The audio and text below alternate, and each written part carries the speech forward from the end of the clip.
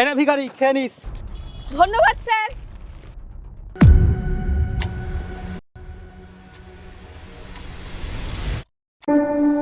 মা, গলাটা কিরম শ্রুতির মতন লাগলো না? তোমার বৌমার মতন লাগলো না?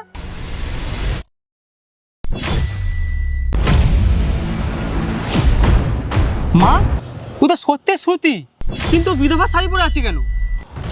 না রে বাবা, ওটা সুতি হতে পারে না। সুতি এখান থেকে তুমি কোথা চুপ থেকে করো, আসবে? তুমি চুপ করো। তুমি দাঁড়াও, 1 মিনিট চলো, তোর সাথে কথা বলেছি, চলো। না, আমি যাব না। তুই যা, আমি যাব না। আচ্ছা ঠিক আছে, তুমি দাঁড়াও, তুমি দাঁড়াও, তোমার যেতে হবে না, আমি দেখছি।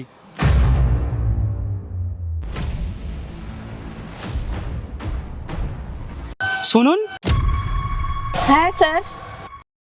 আমি কি জানতে পারি আপনি এইখানে কেন শুয়ে আছেন? আপনার কি বাড়িঘর নেই?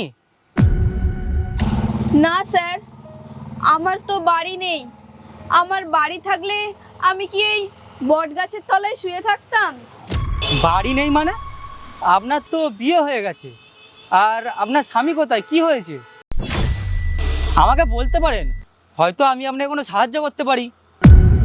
স্যার, আমারও আগে বাড়ি ছিল, কিন্তু আমার বাড়ি থেকে ঘাড় ধাক্কা মেরে বের করে দেওয়া হয়েছে। কিন্তু কেন?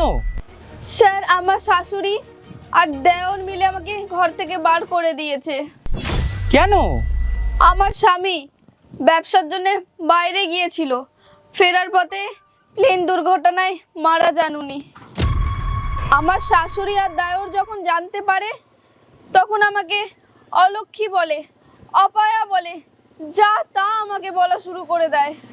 বলে আমার জন্য নাকি আমার স্বামী এই দুনিয়া ছেড়ে চলে গেছে। তারপর আমাকে ঘর থেকে ধাক্কা মেরে বের করে দেয়। তারপর থেকে আমি রাস্তায় রাস্তায় ঘুরে বেড়াচ্ছি। আর আমি তো বাড়িও যেতে পারিনি, আমি তো পালিয়ে বিয়ে করেছিলাম, তাই জন্যে।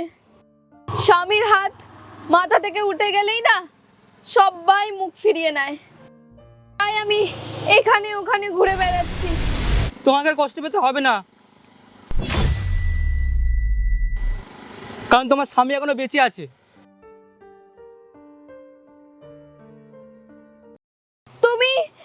তুমি বেঁচে আছো? হ্যাঁ হ্যাঁ, আমি বেঁচে আছি। তুমি তুমি কোথায় চলে গেছিলে? তুমি যাওয়ার পর জানো আমি পুরো একা হয়ে গেছিলাম। মা আমাকে ঘর থেকে ধাক্কা মেরে বের করে দেয়, আমাকে যা তা বলে। তুমি চিন্তা করো না, আমি চলে এসেছি তো, তোমার আর কিচ্ছু হবে না। তুমি 1 মিনিট শুধু দাঁড়াও, 1 মিনিট।